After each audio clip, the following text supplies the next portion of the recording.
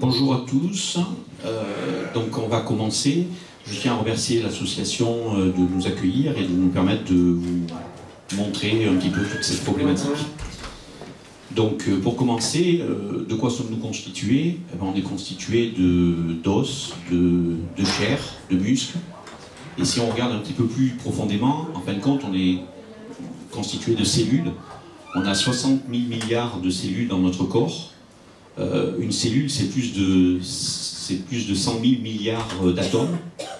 Et principalement, il y a 24 000 milliards de molécules d'eau dans la cellule, 80 millions de protéines, 90 millions de protéines, 80 millions d'ions de potassium et 60 ions calcium. Ça, c'est pour vous montrer qu'en fin de compte, quand on montre une cellule, dans n'importe quel livre, on ne montre absolument pas la partie eau, parce qu'on s'intéresse plutôt à tout ce qui est protéines, tout ce qui est ADN, tout ce qui est autre, mais l'eau, on n'en parle jamais, alors que la constitution, c'est pratiquement que de l'eau. Donc quand on regarde un petit peu plus profondément, l'eau, c'est très très important, c'est le seul élément qui, au niveau de notre planète, se trouve naturellement sous les trois formes, liquide, solide et gazeux. Ici, je vous ai mis deux petites photos de Benveniste, qui a été le premier à faire un petit peu de travail sur la mémoire de l'eau. Et à côté, c'est Luc Montagnier qui a récupéré ce travail-là et qui maintenant fait aussi pas mal d'expériences sur l'eau et sur la mémoire de l'eau. Donc l'eau, c'est grégaire, c'est-à-dire ça va s'agréger l'une à l'autre, les molécules vont changer en permanence. La vitesse de transformation, c'est à picoseconde, c'est très très rapide, donc c'est là où les influences de beaucoup de choses peuvent avoir un impact important. Quand on regarde au niveau de la masse, on s'aperçoit qu'en fin de compte, l'eau, ça représente 70% de notre poids, de notre masse. Ça, c'est ce qu'on entend tout le temps, mais pas en nombre de molécules. Si on regarde vraiment en nombre de molécules, on a 99% de molécules d'eau et une molécule qui est autre chose, une protéine par exemple. Mais comme une protéine est beaucoup plus lourde que l'eau, c'est pour ça qu'au niveau masse, c'est 70%. Mais sinon, c'est 99% de molécules avant d'obtenir autre chose qu'une molécule d'eau. Et à chaque fois, je le répète, on n'en parle pas, l'eau ça n'existe pas. Voilà, il y a plein d'autres choses dans le corps, mais il n'y a jamais d'eau. Donc elle permet d'éliminer les déchets et les toxines. Et sa fréquence de résonance, à partir du moment où elle rentre en vibration et elle s'échauffe énormément et elle bout, c'est 2,450 gigahertz, donc 2450 mégas, c'est la fréquence des micro-ondes qui permet de faire bouillir l'eau et de faire chauffer très rapidement les plats. Donc si on va un petit peu plus profondément de la cellule, on arrive au niveau de l'atome, et si on prend un atome d'hydrogène, un atome d'hydrogène c'est très petit, mais le noyau c'est 100 000 fois encore plus petit. Donc en réalité on est constitué pratiquement que de vide.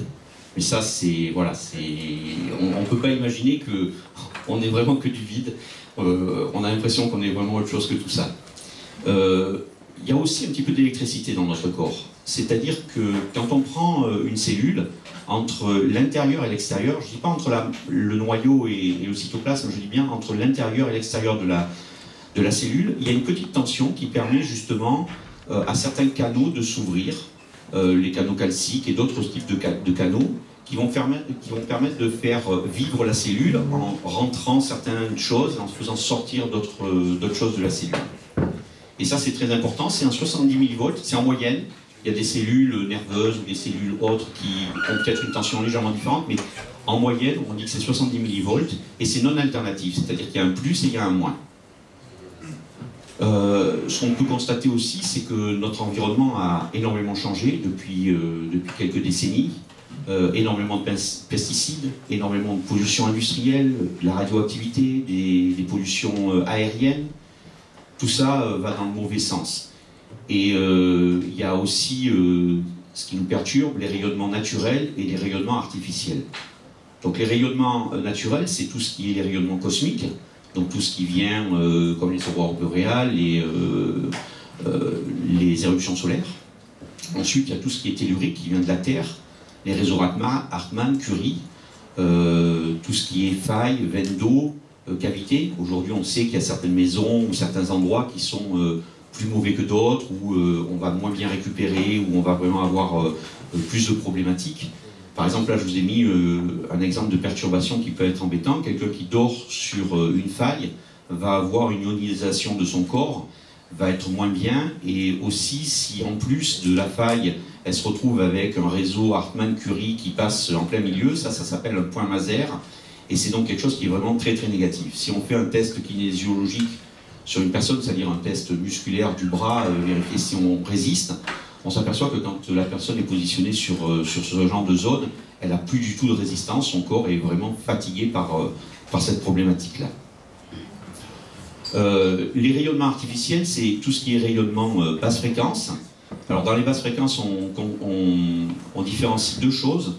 On différencie les hautes tensions, c'est-à-dire le transport de l'électricité, les lignes à haute tension et moyenne tension, et ensuite la basse tension, c'est-à-dire tout ce que l'on a dans notre domicile, que ce soit la radio-réveil, la télévision, les lampes, les machines. Ça, c'est la basse tension, c'est du 220 volts. Et c'est la petite différence, parce que la haute tension, c'est vraiment quand on a un pylône dans le jardin, là, il y a autre chose qui s'enclenche. Et puis, il y a tout ce qui est haute fréquence. Donc, tout ce qui est haute fréquence, c'est toute cette nouvelle technologie que l'on a, les DECT, c'est-à-dire les téléphones sans fil domestiques, les box Wi-Fi, le micro-ondes, les casques Bluetooth de plus en plus, les téléphones ou les tablettes, les babyphones.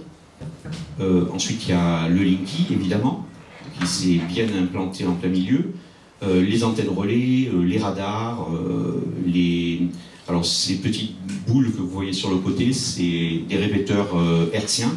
Ça permet de renvoyer l'onde, de la capter d'un endroit et la renvoyer à un autre endroit. Et ensuite, maintenant, on a des petites choses très très jolies, c'est des faux arbres.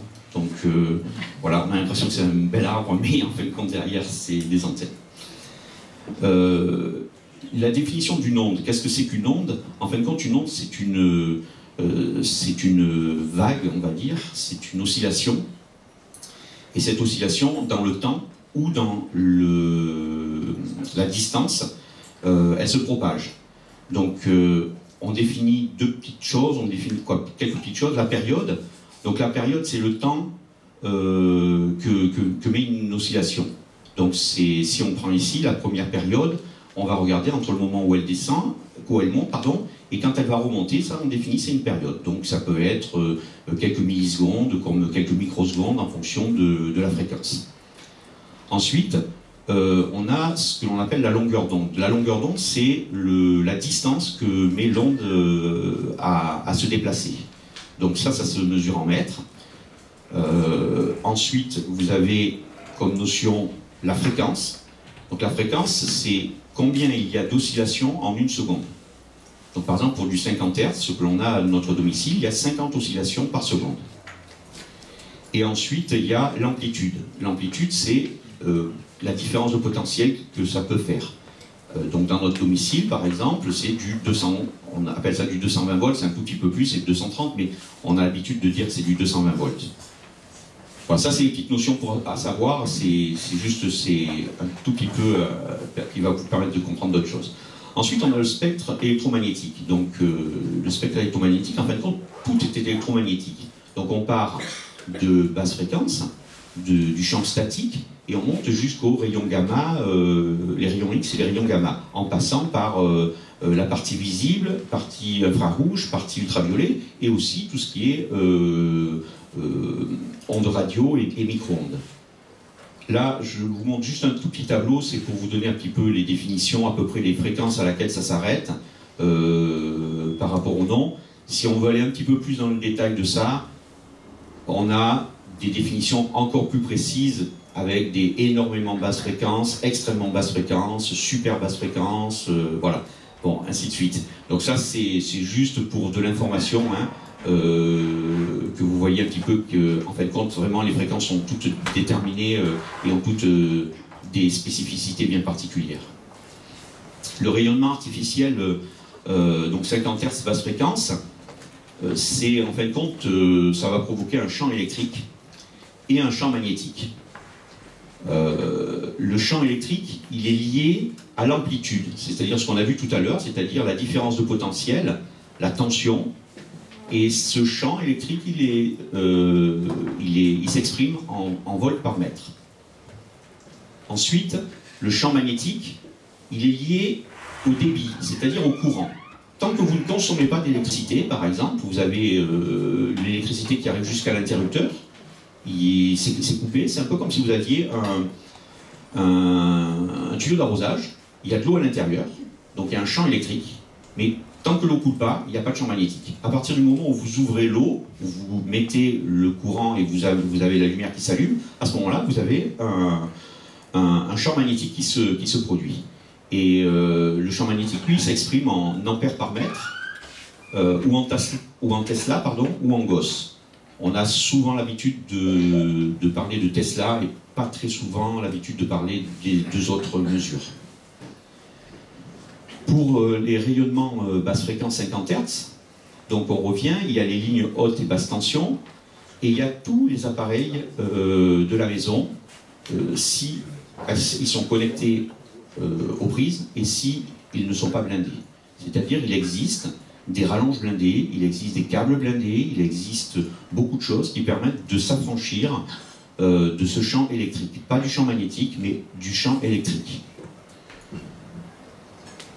Les rayonnements artificiels haute fréquence, c'est tout ce que vous voyez ici, c'est-à-dire le micro-ondes, les babyphones, les téléphones mobiles, les DECT, les Wi-Fi, les tablettes, les Bluetooth, les CPL, donc les CPL qui soient domestiques, c'est-à-dire quand vous avez deux box qui doivent communiquer l'une avec l'autre, ou votre box qui doit communiquer avec la télévision, et on vous dit, ah ben non, par fil Ethernet ça va pas être possible, ou il faut faire une installation. Donc à ce moment-là, on vous vend, on vous vend deux petits plugs CPL, mais on vous dit avec ça, c'est impeccable. On vous dit jamais de les éteindre. Donc en fin de compte, vous avez du CPL toute la journée et toute la nuit, surtout dans votre réseau domestique. Le CPL, c'est aussi ce qui est gênant dans le compteur Linky, puisqu'il communique comme ceci, il communique par CPL, et donc c'est ça qui va le plus polluer. Hein. Après, si vous avez le compteur juste à côté de votre lit ou autre, il y a aussi le rayonnement, mais le principal embêtement, on va dire, c'est la partie CPL, puisque même si vous n'avez pas le compteur Linky chez vous, et que vous avez un concentrateur dans votre quartier, et que le concentrateur, lui, a des compteurs Linky branchés dessus, il y aura quand même ce message CPL qui va passer. Il va passer, vous allez le capter, malgré le fait que vous n'ayez pas de compteur Linky. Par contre, l'avantage de ne pas avoir de compteur Linky, c'est que vous n'allez pas participer à la répétition du message, donc vous n'allez pas rajouter encore du signal, et surtout, comme le vôtre est plus près de chez vous, il ne vous polluera pas, puisque celui qui va vous polluer est beaucoup plus loin, le signal arrive à atténuer, c'est déjà moins grave que d'avoir son propre compteur à soi. Voilà. Donc ce que je voulais vous dire aussi, c'est par rapport au Wi-Fi, on ne nous a pas appris, personne n'a appris qu'il fallait absolument couper le Wi-Fi, par exemple, la nuit. Donc on nous a vendu une box et puis on ne nous a pas dit qu'on pouvait la programmer et arrêter ça la nuit. Et ce que ça provoque, la Wi-Fi, c'est que c'est une onde pulsée. C'est-à-dire que pour pouvoir traverser les murs, s'ils avaient mis simplement de la haute fréquence, ça ne passerait pas. On constate ça, par exemple, avec la radio. Quand on a une radio, si on va dans un endroit un petit peu, on va dire avec des murs un peu épais et tout, ça passe pas. On n'a pas la radio, on la capte plus. Donc pour éviter ça, ils ont fait une onde pulsée. Donc le Wi-Fi est pulsé à 10 Hz, ce qui permet de traverser plus facilement les murs et donc d'atteindre d'autres pièces de la maison. Et la problématique de cette onde pulsée, c'est que notre cerveau, en normal, je veux dire en éveil, il tourne environ à 50, 40, 50, 60 Hz à peu près.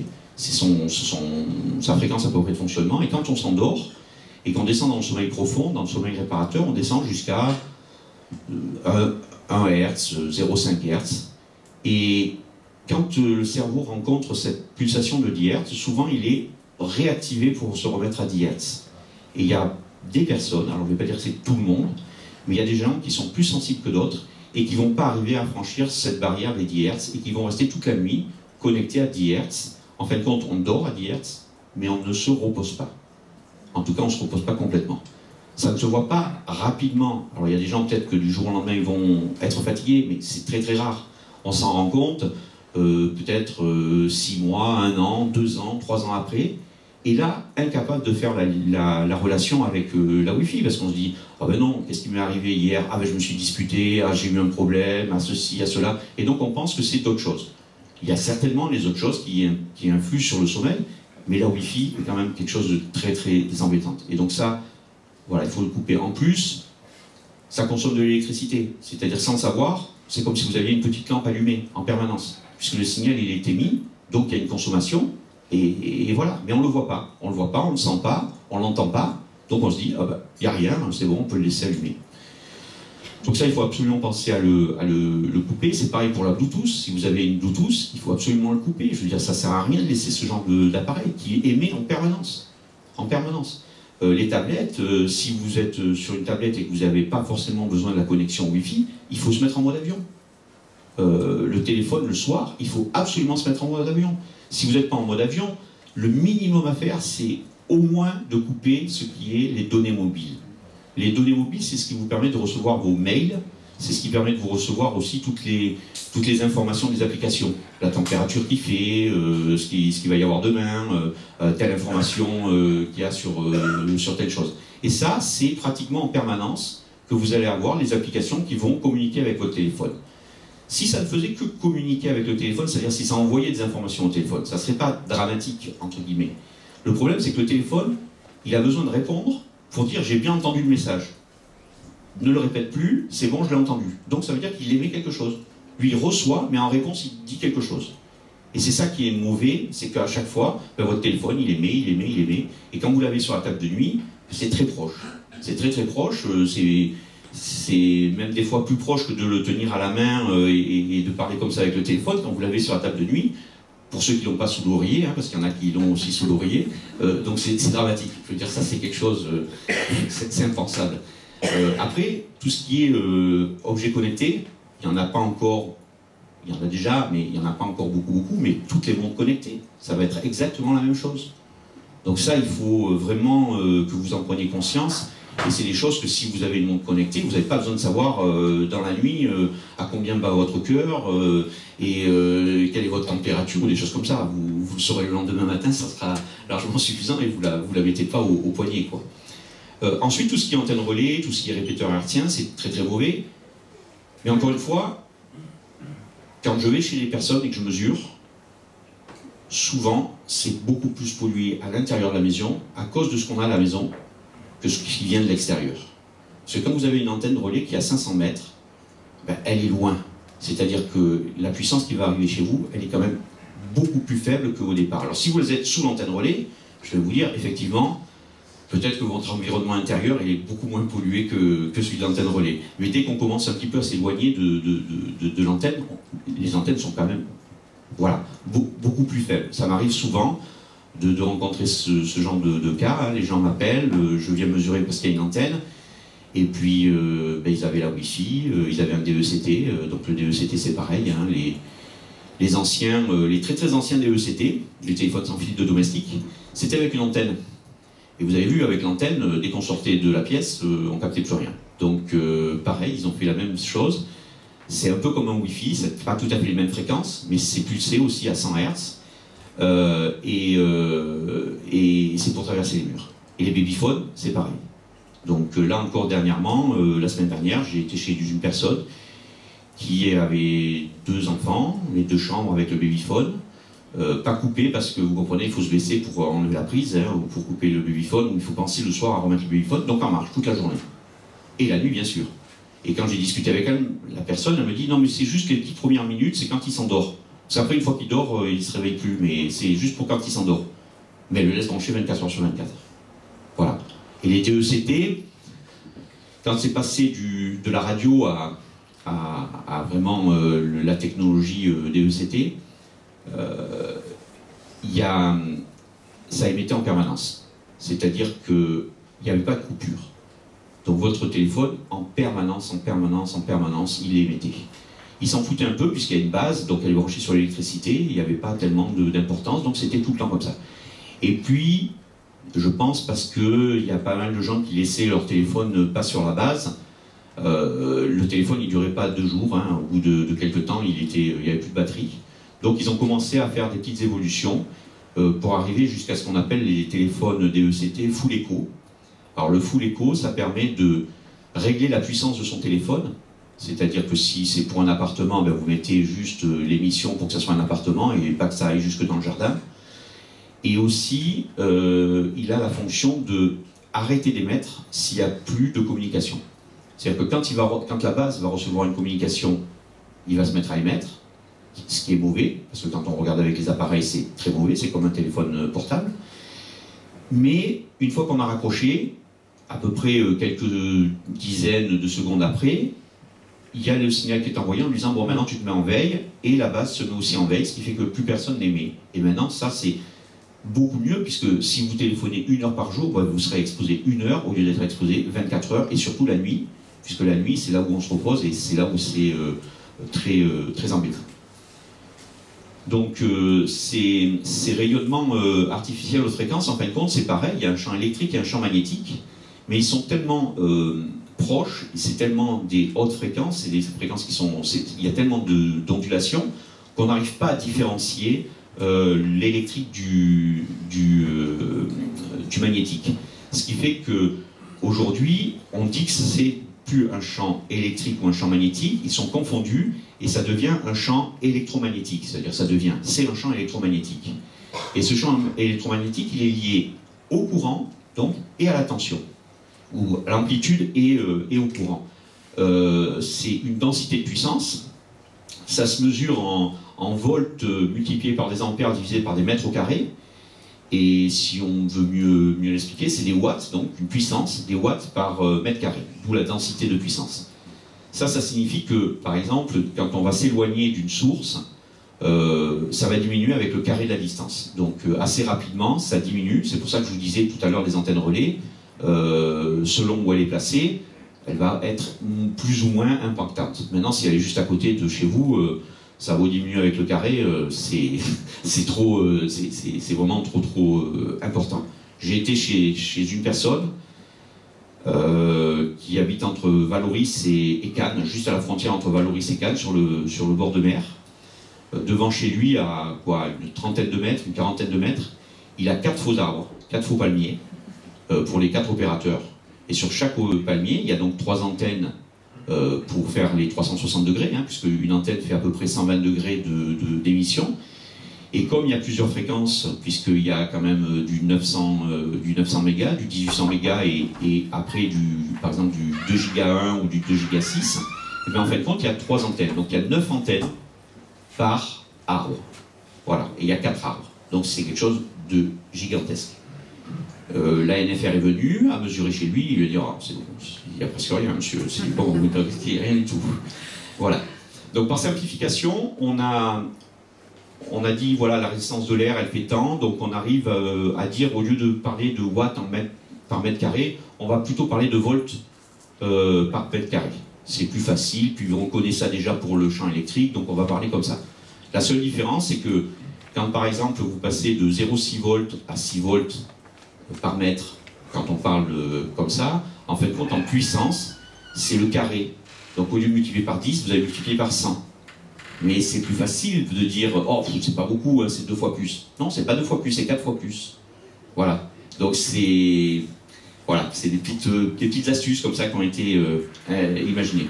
Pour parler du seuil officiel au niveau de l'État français, les seuils officiels pour les fréquences, c'est ça, c'est ce que vous voyez écrit, c'est-à-dire par exemple pour du 900 mégas, c'est 41 volts, presque 42 volts par mètre, 58 volts par mètre pour du 1800 et 61 volts par mètre pour du 2,2 giga.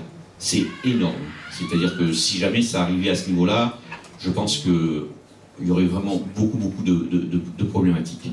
Ce qui est donc, pardon, excusez-moi, hop. Ce qui est le seuil, ce que l'on dit le seuil de risque réel, là où tout le monde s'entend à peu près, c'est 0,6 volts par mètre et pas 60 volts par mètre. Donc en réalité, vous voyez, c'est 10 000 fois trop. Voilà. Donc si on parle en densité de puissance, hein, si on parle en volts par mètre, c'est une centaine de fois. Bon, enfin, c'est déjà énorme.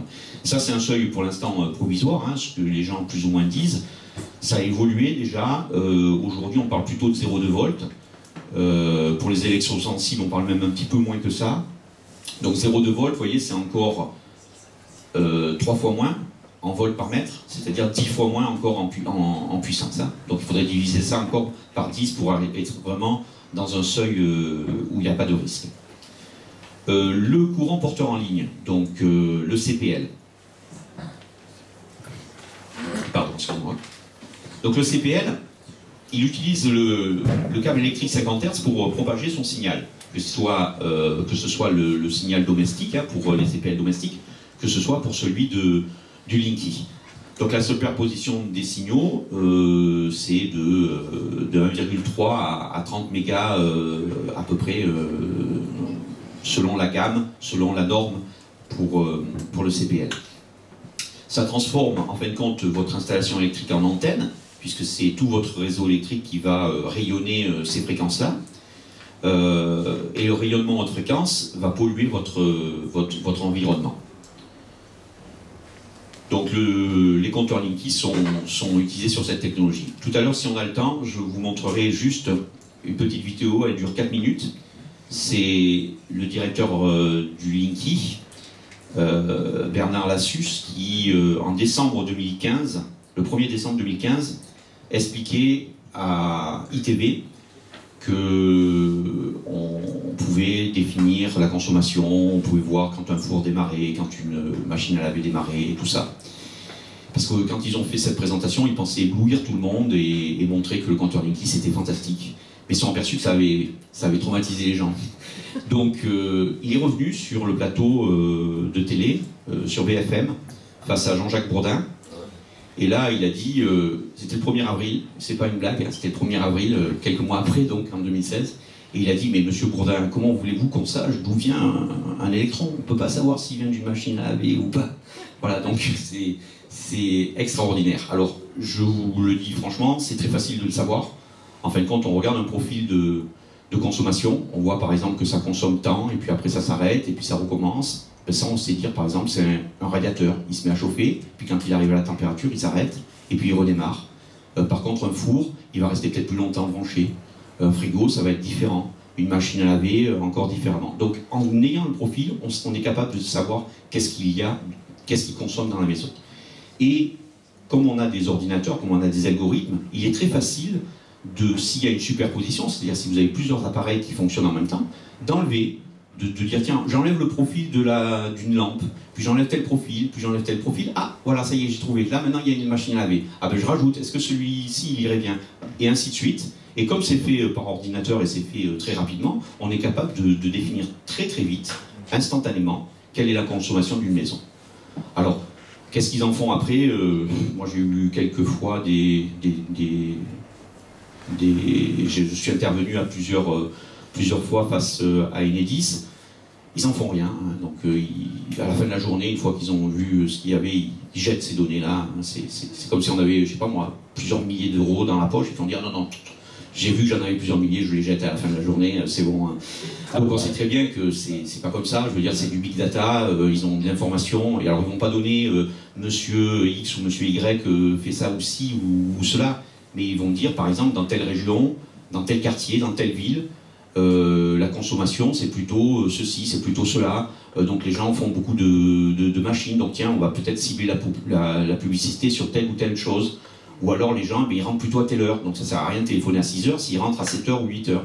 Donc ça donne des indications, donc après vous allez avoir des coups de fil, vous ne savez pas pourquoi, ils vous ont trouvé à la maison, mais ils savaient que vous étiez à la maison, donc c'est un hasard, c'est un pur hasard. Voilà, donc ça c'était par rapport à ça. Dans la rue maintenant, au niveau du rayonnement qu'on peut voir au niveau haute fréquence. Dans la rue, en 2011, on était arrivé à peu près à 1,8 volts par mètre dans la rue, sachant que le seuil c'est 0,6, vous voyez, c'est le seuil, le trait vert. Donc on a atteint ce seuil-là aux environs des années 2008. Donc c'est pas non plus très très vieux, vous voyez, c'est une dizaine d'années. Donc avant ça, les pathologies, elles étaient beaucoup moins évoluées. C'est-à-dire depuis une dizaine d'années, ça s'aggrave. Il y a 10 ans, on n'avait pas ce genre de choses. Donc quand on commence à vraiment être malade maintenant, ou qu'on commence à déclencher des symptômes, c'est parce qu'il y a aussi ça qui se produit. Déjà, tout ce qu'on a mis dans la maison, la Wi-Fi, tout ça qui n'était pas il y a 15 ans de ça. Voilà, donc ça c'était... j'avais ce relevé-là que j'avais récupéré sur Bio-Initiative, donc un rapport qui avait été fait sur les ondes. Et j'en ai récupéré un autre qui, en 2015, donnait plutôt pratiquement 3 volts par mètre. Donc on est passé de 1,8 volt à 3 volts par mètre. Depuis, il y a eu quand même la 4G qui est venue, donc c'est-à-dire c'est une source supplémentaire. C'est-à-dire elle s'est rajoutée à tout ce qu'il y avait d'autre. C'est pas qu'elle est plus puissante ou moins puissante, je ne pourrais pas le dire parce que ça dépend de beaucoup de choses, mais en tout cas, ça a rajouté encore à la pollution électromagnétique, ça a rajouté à cet électrosmog qu'il y a maintenant dans les rues. Donc les effets biologiques, il y a plusieurs études qui ont été faites là-dessus. Donc il y a Comobio qui dit qu'il y a ouverture de la barrière sans cerveau, je vais revenir dessus, hein, vous inquiétez pas. Il y a l'étude de Reflex qui démontre les ruptures d'ADN et les aberrations chromosomiques. Ensuite, il y a Interphone 2007 qui démontre aussi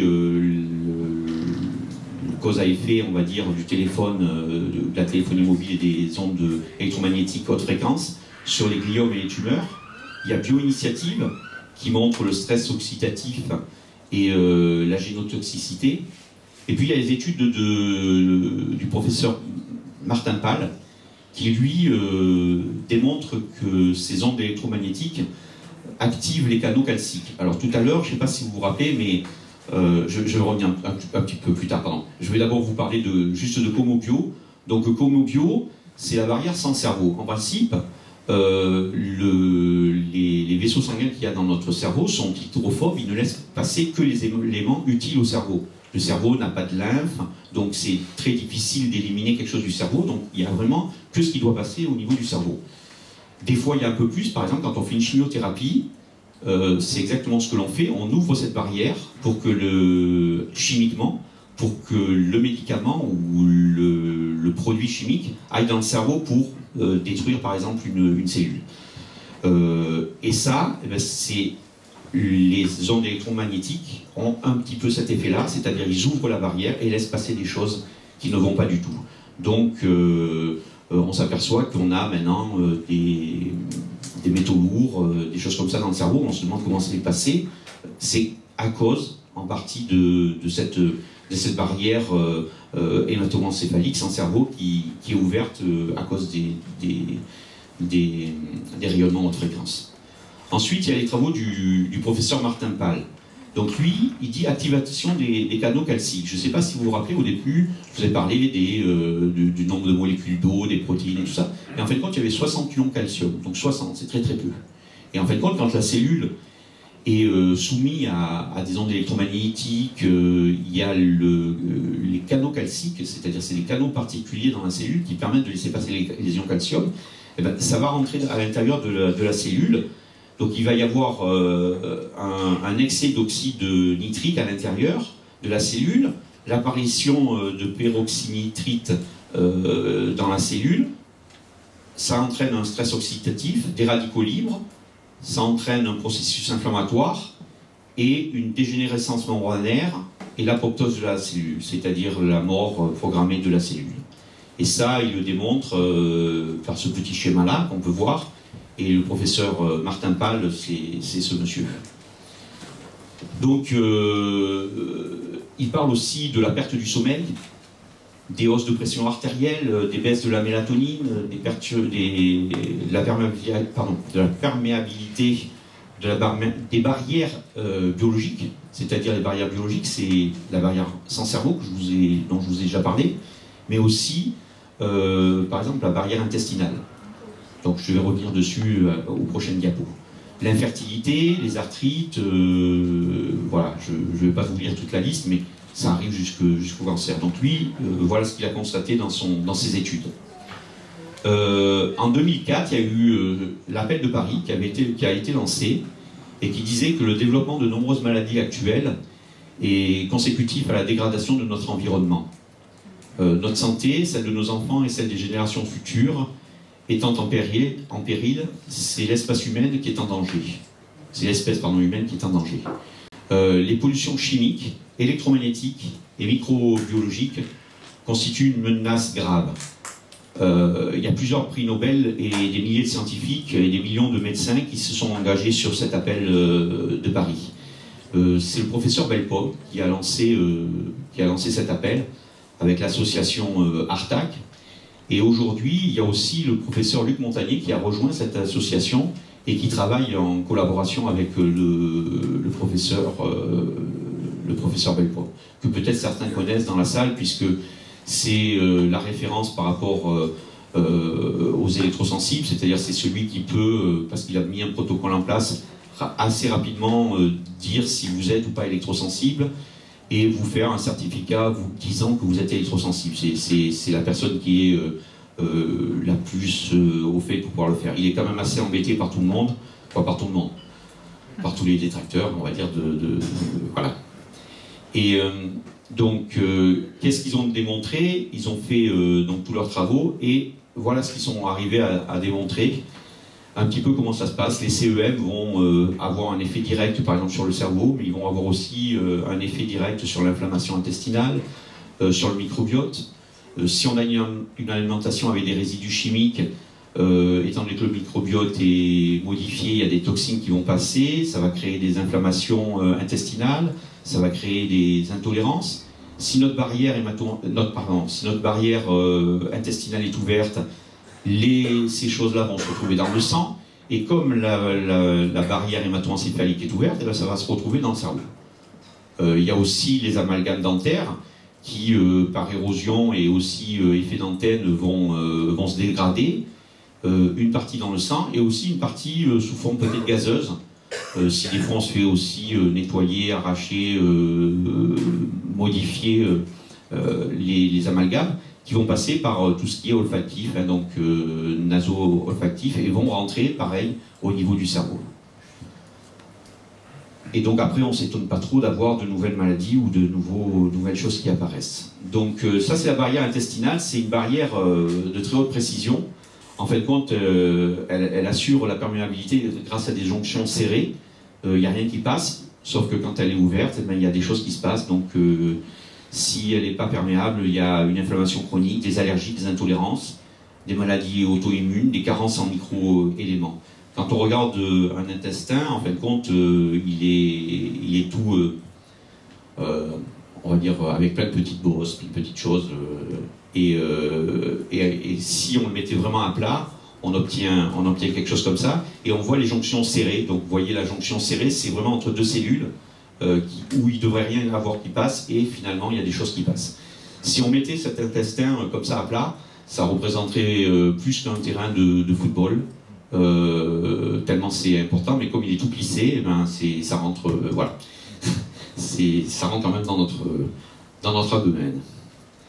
Il y a des maladies émergentes qui sont liées un petit peu à tout ça, c'est-à-dire au fait de prendre justement de la nourriture qui n'est pas bonne, d'être stressé, de mal dormir, et aussi les ondes électromagnétiques. Donc il y a maintenant le syndrome de fatigue chronique qui apparaît, la fibromyalgie, la sensibilité chimique multiple. Les gens sont allergiques à tout, ils réagissent à n'importe quel produit.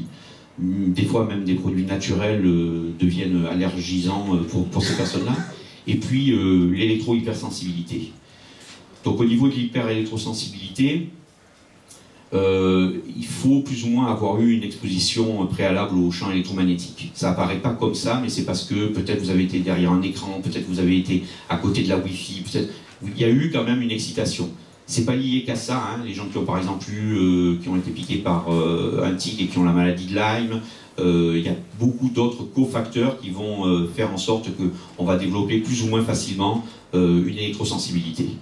Les impacts sont multiples sur le système nerveux central, sur les synapses qui deviennent hypersensibles, les tissus périphériques, voilà, les cellules endocrines et cardiaques.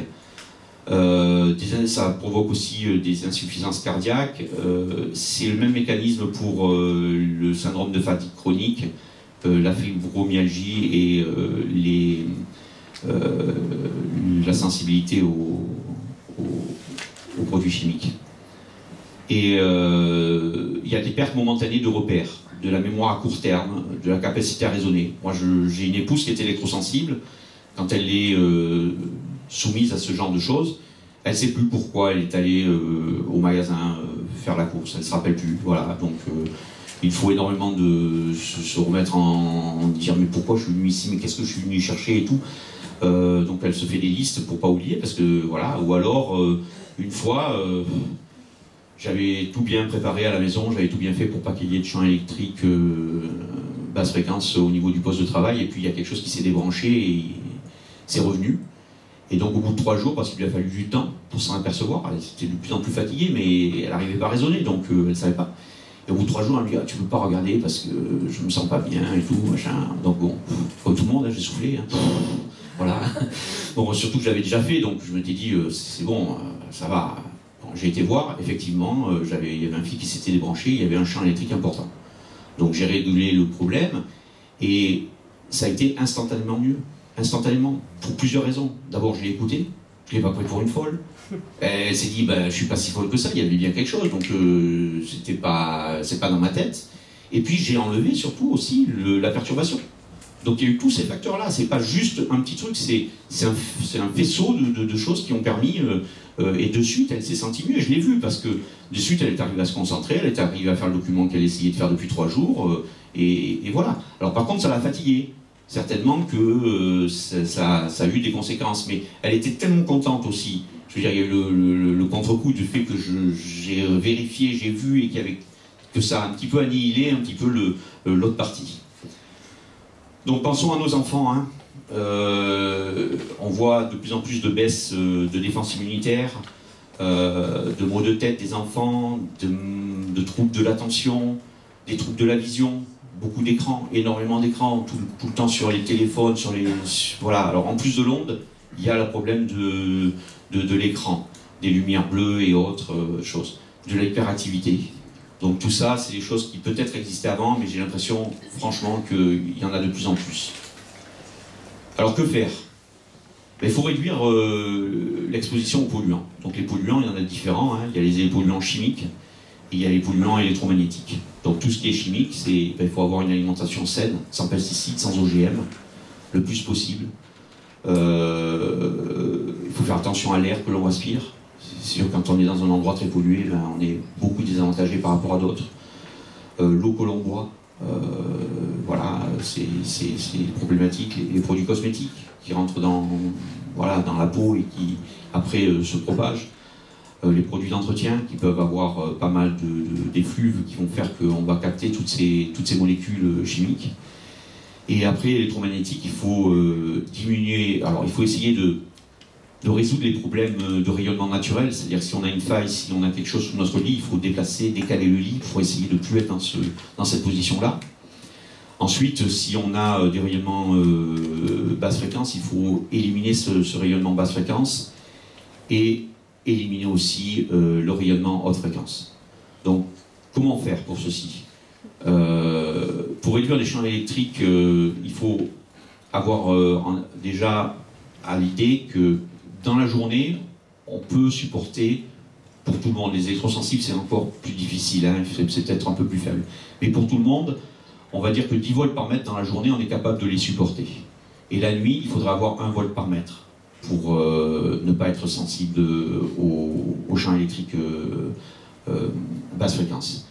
Pour le champ magnétique, c'est 100 nanos dans la journée et 10 nanos la nuit.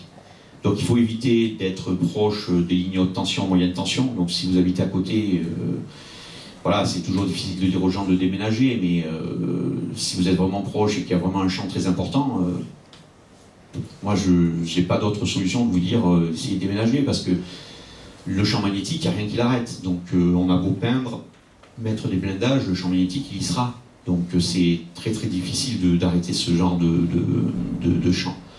Donc s'éloigner des appareils non blindés, donc ça en éloignant le lit, en se mettant un peu plus loin, il y a des petites possibilités comme ça. Vérifier qu'on a bien une terre sur toutes les prises, parce que si on met un matériel blindé par exemple sur une prise où il n'y a pas de terre, c'est plus mauvais que si il y a une terre. Donc ça sert à rien, c'est même pire. Voilà. Donc il ne faut surtout pas le faire. Choisir des appareils électriques, des câbles, des rallonges blindés pour essayer d'avoir un minimum de radiation. Par exemple, moi le câble qui est ici, hein, le câble qui me permet d'alimenter le petit transfo de l'ordinateur, c'est un câble blindé. Parce que quand j'utilise à la maison, je ne veux pas avoir de champ électrique qui monte, donc c'est un câble blindé, ça coûte une trentaine d'euros, c'est adapté, hein, donc ça marche très très bien. Voilà. Faire mettre des IAC, alors les IAC c'est des interrupteurs automatiques de champ, c'est-à-dire ça détecte quand vous avez plus de courant qui est consommé dans votre circuit, de couper le circuit, de mettre une tension continue à la place, donc il n'y a plus sa partie alternative, il n'y a plus de champ alternatif. Et quand vous rallumez la lampe, par exemple, vous allez faire un appel de courant continu. Cet appareil va détecter cet appel de courant et va remettre le 220 volts. C'est pratiquement instantané, c'est moins d'une seconde, donc vous ne le voyez pas. Ça coûte cher, il faut l'installer. Des fois, l'installation est difficile à faire parce qu'on n'a pas que la lumière de la chambre, on a la lumière, les prises, et puis les prises de la chambre d'à côté, et puis voilà. Donc après, c'est des fois difficile à mettre en œuvre. Donc une des solutions aussi simples, c'est de disjoncter. Et donc d'avoir une lampe de poche, par exemple, la nuit, pour s'isoler au maximum la partie lit, la partie chambre. Si le reste n'est pas coupé, c'est pas grave, mais au moins cette partie-là. Après, vient d'autres aspects, par exemple quand vous avez deux fils qui sont côte à côte, si ça vient de votre tableau électrique, vous avez deux fils qui vont longtemps aller ensemble, et puis à un moment donné séparés entre deux parties, hein, donc une chambre et une cuisine. Si vous ne coupez que la chambre, le problème c'est qu'il y a une influence d'un fil qui reste branché, il va y avoir une induction sur le deuxième fil, donc il y aura quand même un petit peu de champ. Donc c'est compliqué, hein, c'est pas simple, voilà. Et aussi, ce qu'il faut faire, c'est supprimer les inversions de phase et de notes sur les lampes de chevet, par exemple. Quand vous faites, je ne sais pas si vous avez vu, mais vos lampes de chevet, elles n'ont que deux fils. Et les interrupteurs, pour faire moins cher, maintenant on a des interrupteurs qu'on appelle mono, c'est-à-dire ils coupent qu'un seul fil. Si vous avez mis la prise dans le bon sens, vous coupez la phase. Donc, après l'interrupteur, il n'y a pas de phase, il n'y a pas de champ électrique. Vous avez coupé le robinet voilà, vous avez coupé le robinet d'arrosage. Si par contre, il est mis à l'envers, à ce moment-là, la phase, elle monte dans la lampe et elle revient jusqu'au robinet, là où il y a la fermeture. Donc c'est comme si vous aviez un tuyau d'arrosage qui était rempli d'eau, mais qui monte et qui redescend. Donc en fin de compte, une fois éteint, ça rayonne 2 fois plus que quand c'est allumé. Donc voilà, c'est complètement aberrant. Il faut absolument faire attention à ça. Donc il y a des petits outils qui permettent de faire ce genre de manipulation. Donc comment faire pour tout le reste? Eh bien, pour tout le reste, il faut essayer de l'éliminer, de le couper, d'utiliser le moins possible la nuit. Donc pas de Wi-Fi la nuit, je veux dire, ça sert à rien. Le DECT, si vous l'avez, vous le mettez loin. Et vous achetez un DECT full éco, donc il est éteint la nuit, il n'émet pas la nuit. Téléphone mobile, on en a parlé tout à l'heure. Voilà, les micro-ondes, il faut s'en passer, les écoutes bébés, le CPL, si vous l'utilisez parce que vous regardez la télévision à travers le CPL, ben, quand vous avez fini de regarder la télévision, vous coupez le CPL, vous ne le laissez pas dans la nuit.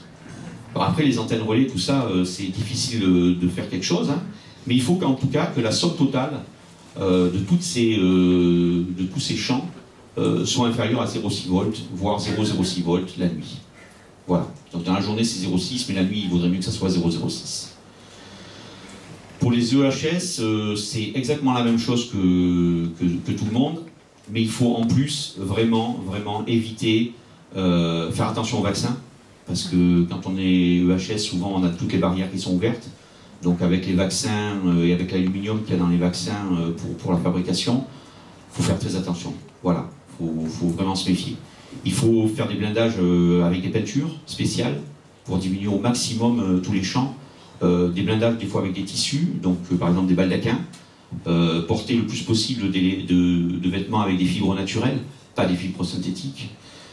Et naturelles aussi parce qu'il y a la problématique du chimico-sensible hein, qui vient un petit peu parallèle à l'électrosensible. Si vous voulez vous équiper, pour détecter ce genre de choses.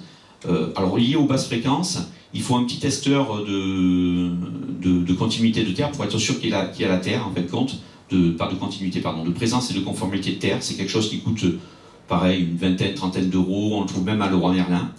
Un petit stylo, tout à l'heure je vous montrerai ça, une fois qu'on aura fait la deuxième partie de la conférence, je vous montrerai ce genre de choses. Donc un petit détecteur, un petit stylo qui permet de voir justement si votre lampe de chevet elle est dans le bon sens ou dans le mauvais sens, et vous avez juste à retourner votre prise, et après vous mettez un petit coup de vernis à ongles ou un petit post-it ou un petit coup de quelque chose dessus. Si possible un ohmmètre avec un petit câble et une pince crocodile, ça c'est pour vérifier sa tension induite. La tension induite, je vous montrerai encore ça aussi tout à l'heure, hein, quand on fera la partie un petit peu plus pratique.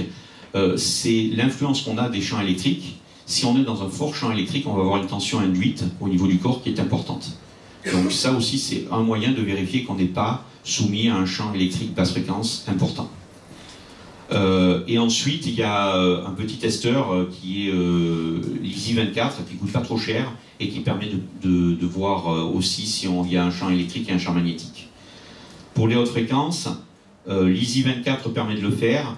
Et après, il y a un autre appareil qui est l'acoustimètre, qui lui est un petit peu plus performant et montre un peu mieux les perturbations.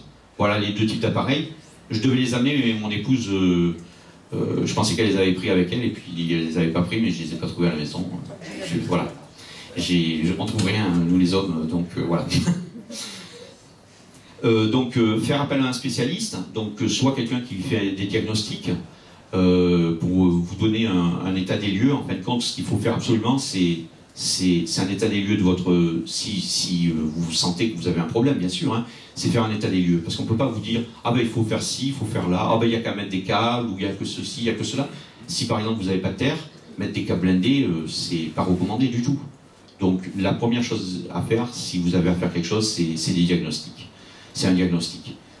Ensuite, c'est terminé hein, pour cette partie de présentation. Donc pensez à protéger nos enfants, surtout si on ne se protège pas nous, au moins qu'on protège nos enfants. Voilà. Merci. Monsieur Gualdini, vous pouvez présenter peut-être déjà le livre que vous recommandez? Oui, alors tout à fait. J'ai acheté quelques livres comme ça que j'ai mis ici en vente. En fin de compte, c'est M. Bruno David qui a écrit ce livre. Je suis presque jaloux de lui parce que j'aurais aimé faire ce genre de livre parce qu'il est extrêmement bien fait. Il y a plein de petits détails, de petites photos, d'explications simples mais vraiment pertinentes de comment se protéger. Donc tout ce que je vous ai dit là, par exemple, l'inversion des lampes, le fait que si jamais c'est coupé, ben c'est pire, si c'est inversé, c'est pire. Il vous dit comment mettre votre box aussi à la terre. Tout à l'heure, je vous le montrerai, mais il explique vraiment dans ce livre, il explique vraiment tout ce qu'il faudrait faire. Après, soit vous êtes capable, soit vous n'êtes pas capable. Là, une chose dont je ne vous ai pas parlé, je vais juste faire encore une toute petite aparté, c'est par exemple pour le Linky, il faut absolument l'éviter. Si maintenant vous arrivez à l'éviter pour un quartier entier, c'est-à-dire pour le concentrateur, eh ben c'est super, ce qu'est arrivé à faire Monsieur Bouzy. Là, il n'aura pas de souci, puisque son concentrateur n'émet pas en CPL. Donc, il n'aura pas de problème. Maintenant, quand c'est en individuel, que vous êtes arrivé à ne pas avoir le Linky, mais que les voisins l'ont, vous allez avoir quand même des perturbations. Donc, il existe des filtres qu'on peut mettre aussi au niveau du compteur, qui permettent de diminuer, voire annuler la problématique de ce CPL. C'est mieux de ne pas l'avoir, mais quand on l'a, je ne peux pas dire aux gens, vous l'avez, ben tant pis pour vous, quoi. Hein. Donc il y a des solutions, autant les utiliser. Voilà.